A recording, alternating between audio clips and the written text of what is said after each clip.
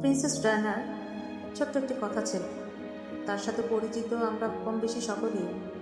সে বলেছিলেন, আমি যাকে ভালোবেসেছিলাম সে ছাড়া গোটা বিশ্ব আমায় ভালোবেসেছিল।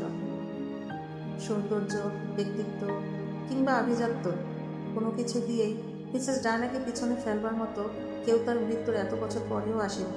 অথচ তার স্বামীও তাকে ঘরে রেখে আসক্ত হয়েছিল পরনারীতে, যার শেষটা হয়েছিল বিবাহ বিচ্ছেদ দিয়ে।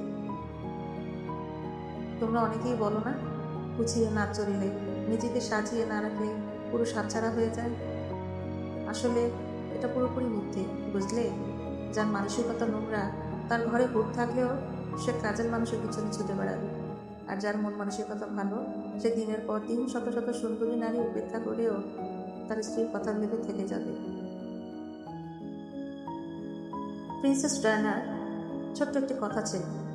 তার সাথে পরিচিত আমরা কম বেশি সকলেই। সে বলেছিলেন, আমি যাকে ভালোবেসেছিলাম সে ছাড়া গোটা বিশ্ব আমায় ভালোবেসেছিল। সৌন্দর্য, ব্যক্তিত্ব কিংবা আভিজাত্য কোনো কিছু দিয়েই মিসেস ডায়ানাকে পিছনে ফেলবার মতো কেউ তার মৃত্যুর এত বছর পরেও আসেনি। অথচ তার স্বামীও তাকে ঘরে রেখে আসক্ত হয়েছিল পরনারীতে, যার শেষটা হয়েছিল বিবাহ বিচ্ছেদ দিয়ে। তোমরা অনেকেই বলো না, গুছিয়ে না চললে, নিজেকে সাজিয়ে না রাখলে পুরো হাতছাড়া হয়ে যায়। আসলে এটা পুরোপুরি মিথ্যে, বুঝলে? যার মানসিকতা নোংরা তার ঘরে ভূত থাকলেও সে কাজের মানুষের পিছনে ছুটে বেড়াবে।